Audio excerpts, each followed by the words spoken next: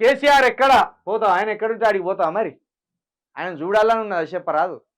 Form హౌజులు ఉన్నాడు, మరి పోరాదు. మరి 10 ఏళ్లలో ఎప్పుడైనా ఎవరినైనా పరామర్శించారా? ఆయన మానవత్వం లేని మనిషి.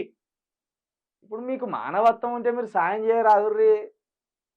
మీకు శాతగాక ఆయన మీద నిందలు ఎందుకు? ఆయన ఏదో ఆయన చేసిన కాడికి చేసిండు. ఆయన మంచి చేసిండా చెడు చేసిండా రాష్ట్ర ప్రజలు చెప్పాలి. ఆయనకు మానవత్వం ఉన్నదా మానవత్వం లేదా రాష్ట్ర ప్రజలు చెప్పాలి. నీకు మానవత్వం ఉంటే నువ్వేమిచ్చినావు వరదల్లో చిక్కుకున్న వాళ్ళకు? నువ్వు సాయం చేయాలనుకుంటే ఎక్కడికి పోయి సాయం చేసినావు అది చెప్పు.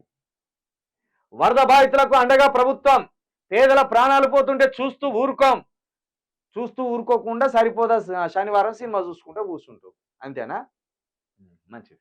మహబూబాద్ జిల్లాలో సుమారు 30,000 ఎకరాల్లో పంట నష్టం. ఆకేరు వాగు వరద బారిన పడుతున్న 3 తండాలు తరలింపు. వరద ప్రమాద ప్రాంతాలు కారణాలు ఎదుర్కొంటున్న తీరుపై బ్లూ బుక్. వరద ప్రమాద ప్రాంతాలు కారణాలు ఎదుర్కొంటున్న తీరుపై బ్లూ బుక్ రిలీజ్ చేస్తారట. స్వచ్ఛంద సంస్థలు, కార్పొరేట్ సంస్థలు సాయం చేసేందుకు ముందుకు రావాలి. మహబూబాద్ జిల్లా పర్యటనలో సీఎం రేవంత్ రెడ్డి. ఇప్పుడు ఈ బ్లూ బుక్ అంటే ఇక్కడ కొంచెం వంపు ఉన్నది, అక్కడ కొంచెం అట్లున్నది ఇట్లున్నది అని బుక్కులో రాస్తారట కారణాలు. ఒక్కొక్క కారణాలు రాసి ఆ కారణాలు అన్ని తెలుసుకునే లోపు ఈ లోపు వరదలు ఎక్కడి వరదలు ఆగిపోతాయి. ఇక బుక్ ఎందుకు అక్కడికి వస్తుంది? మరి ఆ బుక్ రాసుకున్న బుక్ అన్నా మళ్ళీ ఎప్పుడైనా వరదలు వస్తే రాకుండా అడ్డుకట్టడి చేయడానికి ఆలోచనలు చేయరు. ఇంకోటి ఏమంటాడు, స్వచ్ఛంద సంస్థలు, కార్పొరేట్ సంస్థలు ముందుకు రావాలంటాడు. మరి మీ ఎమ్మెల్యేలు మంత్రులు ముందుకు రారా? వాళ్ళు 1 నెల శాలరీ వదులుకుంటే ఏంది? ముఖ్యమంత్రి గారు మీరు కూడా 1 నెల శాలరీ వదులుకోర్రి. మీకు 4 లక్షలు 5 లక్షలు శాలరీ వస్తాయి కదా, మీ 1 నెల శాలరీ వదులుకోండి. మంత్రులు 1 నెల శాలరీలు వదులుకోండి.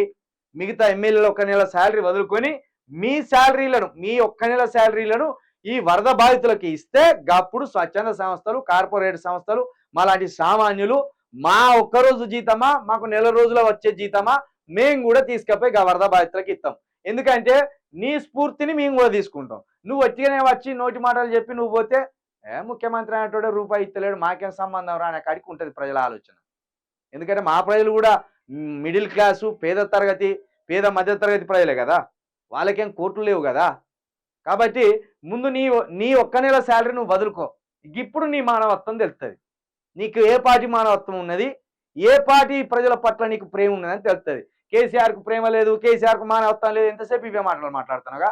నీకు ఏమాత్రం చిత్తశుద్ధి ఉన్నా ఈ ప్రజల పట్ల, ఈ వరద బాధితుల పట్ల ప్రేమ ఉంటే 1 నెల శాలరీ అయ్యి. నీ ఆస్తులు అవసరం లేదు, నీ అంతస్తులు అవసరం లేదు, నీ వ్యక్తిగత సంపద అవసరం లేదు. 1 నెల శాలరీ, 1 నెల శాలరీ ముఖ్యమంత్రి గారు మీరు వరద బాధితులకు ఇవ్వాలి. ఇస్తే మీ మానవత్వం చాటుకున్నట్టే చూస్తాం. మరి ఈ వీడియో చూసినాకనైనా మీకు అరే నిజంగానే నన్ను అడిగినగా చిల్కా ప్రవీణ్ 1 నెల శాలరీ ఇచ్చినవా ముఖ్యమంత్రి గారు అని అడిగింది కదా అని మీకు అనిపిస్తే, నా మాట కంటే ముందే ఈ 2-3 రోజులు అయితే వేయలేను. మరి ఈ మాటను చెప్తున్నా కదా, ముఖ్యమంత్రి గారు మీకు మానవత్వం ఏ మాత్రం ఉన్నా 1 రోజు శాలరీ మీరు ఇవ్వాల్సిందే వరద బాధితులు. అప్పుడు చూస్తాం మీ ప్రేమ ఎట్లున్నది, మీరు ఏ పార్టీ ఈ ప్రజల పట్ల ప్రేమ కలిగి ఉన్నారని మాకు కూడా తెలుస్తుంది.